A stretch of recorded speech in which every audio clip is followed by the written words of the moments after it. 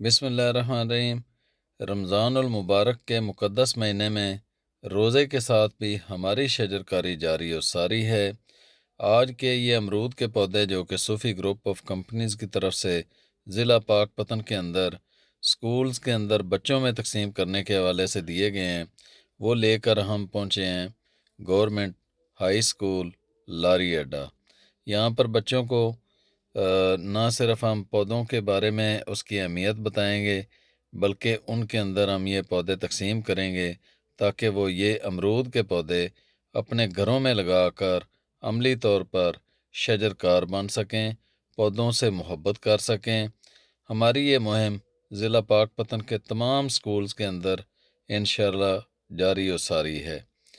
تو آج جب ہم گورنمنٹ ہائی اسکول پاک پتن کے اندر پہنچے تو محترم حکیم لطف اللہ صاحب نے جو پیغام دیا وہ یہ تھا: درخت ہوں گے تو آکسیجن پیدا ہوگی، یہ درخت نہیں ہوں گے تو آکسیجن کا کوئی اور ذریعہ نہیں ہے۔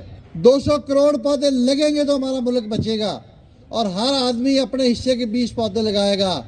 کہ درختوں میں زندگی ہے، اگر درخت ہوں گے تو ہم بھی رہیں گے۔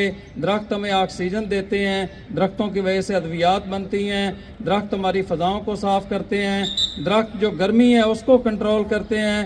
کوئی ایک چیز ایسی نہیں ہے جو درختوں اور جڑی بوٹیوں سے ہمیں نہ مل رہی ہو، اس لیے ہم زیادہ سے زیادہ پودے لگا کر ان کو درخت بنائیں گے تاکہ ہمارا یہ ملک ماحول دوست ہو سکے اور آپ بچے اپنی آنے والی زندگی جو ہے وہ صحت مند گزار سکیں۔ یہ ہے کہ ہمیں سایہ بھی دیتے ہیں، پھل بھی دیتے ہیں، خوبصورت پھول بھی دیتے ہیں۔ یہ درخت ہی تو ایکچولی اگر یہ سارے درخت ادھر نہ ہوتے تو آپ اور میں یہاں پہ ہمارا یہ جو ماحول ہوتا ہے بڑا پھیکا پھیکا، بڑا روکھا روکھا ماحول۔ آج کے اس شجر میلہ کے اندر ہم نے بچوں کے دل اور دماغ میں پودے لگانے کے بعد ان کے اندر امرود کے پودے فری تقسیم بھی کیے ہیں۔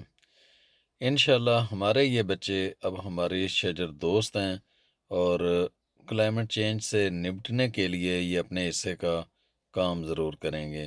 آپ سب دوستوں سے بھی یہی ریکویسٹ ہے کہ آپ لوگ اپنے اپنے گھروں میں جہاں تک ہو سکتا ہے زیادہ سے زیادہ پودے لگا کر اس پیارے ملک پاکستان کو ہرا بھرا کر کے آنے والی نسلوں کو محفوظ کریں۔ بہت شکریہ۔